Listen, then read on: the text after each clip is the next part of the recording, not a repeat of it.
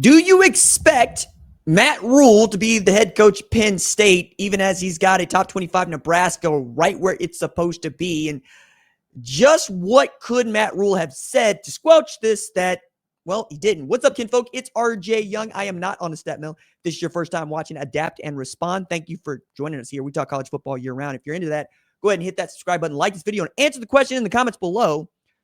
Do you expect Matt Rhule to be the next head coach at Penn State? Let me know. Comment. Tell me why. Tell me why not. But I did think it was interesting that his name surfaced rather quickly after James Franklin was bought out for not $56.6 million, but just $45 million.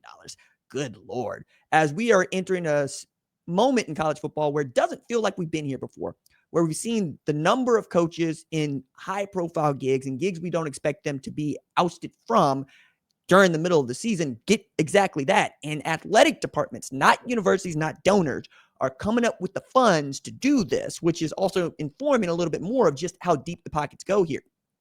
Oklahoma State fired Mike Gundy for $15 million. I had questions. Many had questions about where would they get this money. And Chad Weiberg, athletic director at Oklahoma State, said, we took that out of our general operating budget, which for those of y'all that do not speak business or small business, that means they quite literally went into the checking account to fire Mike Gundy, which is wild on its face, right? Same things apparently happened in a similar way, not necessarily going to the general operating budget, but Pat Kraft, the athletic director at Penn State, said, we did not ask the university to help us with that. The athletic department self-sustained made that decision. So now you got openings in Power 4 jobs across the country. I mean, literally from Oregon State all the way out to Penn State, all the way out to Virginia Tech. And we keep going on about just what this means, but I think that it's interesting to talk about this moment we're in because Nebraska is one of the best jobs in college football until it's not, right? And by that, I mean, if you're winning at Nebraska, there's no place you would rather be. And when Nebraska was in the Big 8 and Nebraska was in the Big 12, it was easier to sustain that kind of culture. There's basically 40 years where you count on Nebraska to either win a national championship every 4 years or win at least 9 games. And then they moved to the Big 10, and you could see just how out of pocket they look. I say out of pocket. That's to be strange. Out of place they look. They're not out of pocket. They're not acting up. Although Scott Frost talking about we might go independent in 2020 was kind of wild to think about. Even as Ohio State and Michigan are like, we won't do that. We're Big Ten members. You know this. But it's also getting at what is driving Matt Rhule, who seems to be very much a Philly guy, a guy who really loves Pennsylvania, a guy who coached at Temple and used the Temple place to get to the Baylor place to get to the Carolina Panthers place to get to the Nebraska place. And now this job that is for many people a Yankees job has opened up. And what he had to say about it was basically how much he likes the place. And why wouldn't he? He went to school there. He walked on as a linebacker to play for Joe Paterno. He met his wife there. He's got lots of fond memories at State College. And the way in which he builds a program, the way in which he builds a team feels like the kind of way that Penn State would like to do it. However, if you're Nebraska and you have given all of this time, money, and energy to the Matt Rhule, build, and it hasn't yet shown up, it's looking like it. You got a top 25 program, and the best team that was left on your schedule is Penn State, who is sorry now, but at 3-3, you could make the college football playoff. It's there for you.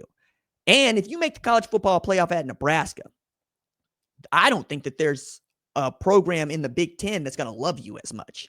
I really don't. Like, you could take that Michigan, we expected. Ohio State, duh. Oregon, we expected. Washington, we've been there. We played for the national championship. All the way down to Purdue is an engineering school. Like, Indiana's going to be up there, but Indiana's going to be up there because they ain't never been any good, like this good, until Kurt Signetti. With Nebraska, this is where they expect it to be and have always wanted to be. And it's the place where the entire state pulls together to try to help you win the national championship, let alone football games. You are the thing in the state of Nebraska.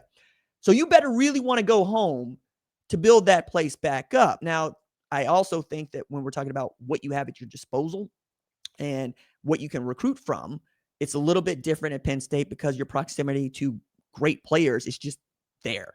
You get to go to St. Joe's Prep in Philly. You get to go to Harrisburg and pull out the Micah Parsons that just happens to be walking around there.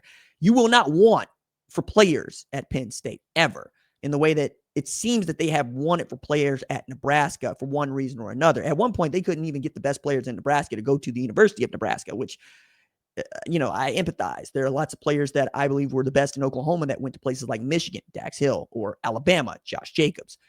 We keep having that discussion as we need to. But the point there is, if he could have squelched this, he should have, because what he's saying now is he loves this place and he really likes being 5-1 and they're doing all the things.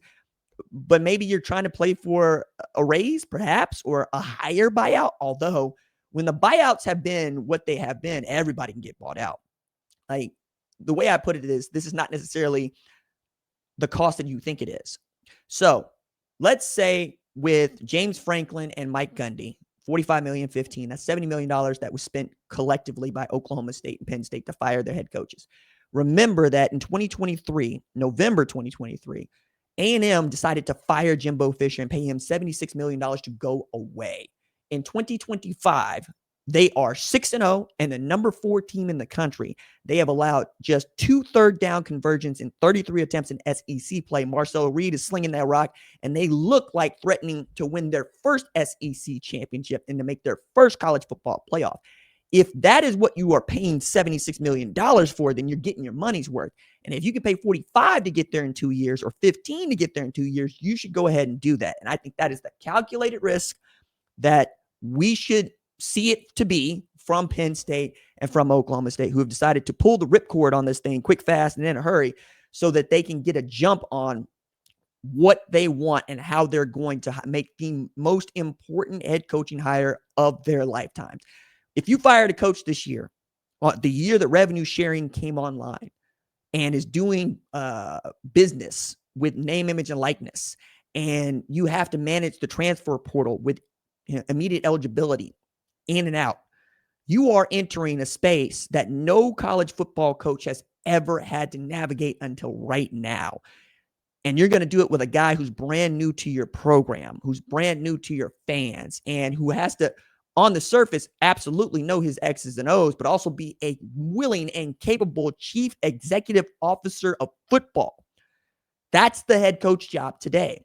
And I don't have any sympathy for these men because they make between $5 and $15 million, depending on who you want to ask and how much you really think is involved in bonuses and whatnot. I'm talking about Kirby Smart or Dabo Swinney or up there. $11 million for head coach at USC, right? $11 million for being $10 million being a head coach at Colorado, $10 million being the head coach at UNC. That means that you get the big boy problems, and that's what they're paying the money for. But the buyout is also there to make you whole when things don't go your way. I am not willing to say that Matt Rhule won't be the head coach of Penn State, and I think that is indictment enough.